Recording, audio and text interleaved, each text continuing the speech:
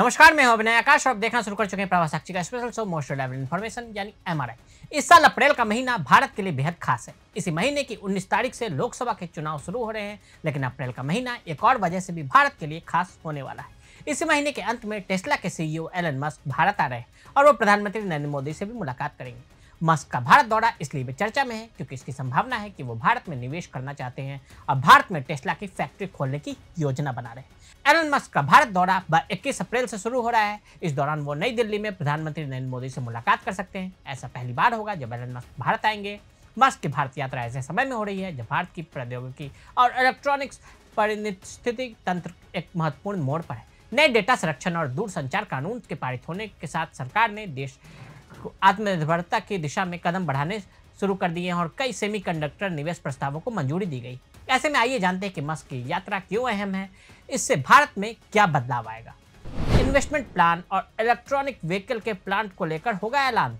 अपनी भारत यात्रा की घोषणा मस्क ने ट्वीट के जरिए दी। हालांकि इससे पहले मोदी और मस्क 2 बार मिल चुके हैं। वर्ष 2015 में कैलिफोर्निया में टेस्ला फैक्ट्री में मुलाकात हुई थी। उसके बाद जून 2023 में मोदी और मस्क न्यूयॉर्क में मिले।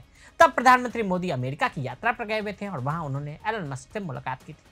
टेस्ला की कंपनी की तरफ से पिछले साल जुलाई में कहा गया था कि वो $24,000 की कीमत वाले ईवी का उत्पादन करने के लिए भारत में एक फैक्ट्री बनाना चाहते हैं।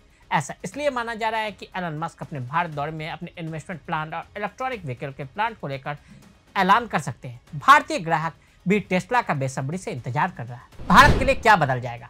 भारत में एमजी मोटर्स इलेक्ट्रिक कार कंपनियां पैसेंजर व्हीकल सेल में 2% ही ईवी का सीमेंट है। भारत अपने मैन्युफैक्चरिंग मार्केट को मजबूत करना चाहता है। टेस्ला यूनिट लगाता है तो मेक इन इंडिया प्रोजेक्ट को पंख लगेंगे।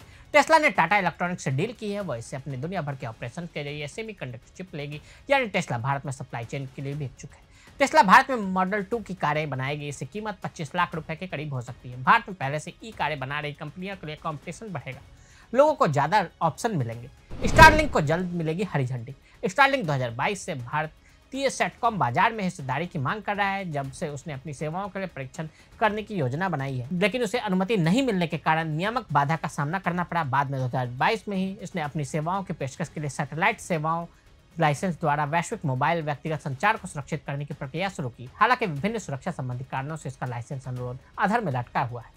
दिसंबर 2023 में भारत ने सैटेलाइट स्पेक्ट्रम पर एक बड़ी नियामक बाधा को मंजूरी दी। टेस्ला को क्या फायदा? टेस्ला के सेल में गिरावट दर्ज की गई है। सालाना कमाई भी पिछले 2 साल से घटी है। इसकी वजह यह है कि उसे चीनी और यूरोपियन कंपनियों से कड़ी टक्कर मिल रही है। टेस्ला भारत आती है तो उसे नया कंज्यूमर बेस मिलेगा। स्पेसएक्स के लिए क्या संभावनाएं? पिछले कुछ वर्षों में भारतीय अंतरिक्ष क्षेत्र खुल गया है।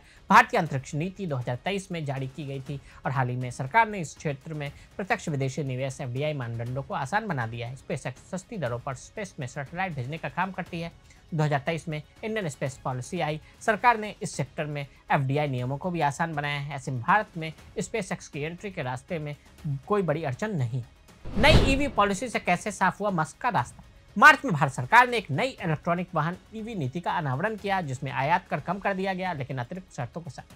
भारत में पहले ईवी पर इंपोर्ट टैक्स 100% था। मस्क इसमें रियायत चाहते थे। भारत सरकार ने ईवी पॉलिसी को मंजूरी दी। भारत ने ईवी आयात शुल्क को 100% से घटाकर 15% कर दिया, बशर्ते कि कोई निर्माता कम से कम 500 मिलियन का निवेश करे और भारत में एक इकाई स्थापित करे।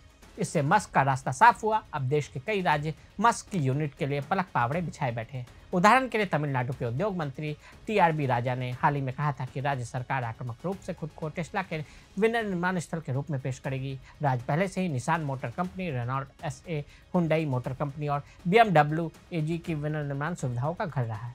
टाटा बनाएगा टेस्ला के लिए semiconductor. Tata group firm Tata electronics ने टेस्ला के साथ एक डील साइन की है, जिसके तहत टाटा आने वाले दिनों में टेस्ला के वर्ल्ड वाइड ऑप्शंस के लिए सेमीकंडक्टर बनाएगा। एक रिपोर्ट के अनुसार टेस्ला ने अपने विश्वव्यापी परिचालन के लिए सेमीकंडक्टर चिप हासिल करने के लिए टाटा इलेक्ट्रॉनिक्स के साथ एक रणनीतिक समझौते पर हस्ताक्षर भी किए हैं, जो दर्शाता है कि टेस्ला भारत में एक आपूर्ति श्रृंखला बनाने में रुचि रख रहा है जो स्थानीय राजस्व सृजन से पड़े। तो आज हमने आपको एलन मस्क की भारत यात्रा के बारे में बताया। आज के लिए इजाजत। ऐसी रिपोर्ट्स को देखने के लिए देखते रहे प्रभास साक्षी। अगर आप भी लेना चाहते हैं देश दुनिया की तमाम जानकारी तो आज ही सब्सक्राइब करें हमारे चैनल को। साथ ही नीचे दिए बेल आइकन को जरूर दबाएं ताकि हर अपडेट आप तक पहुंच सके।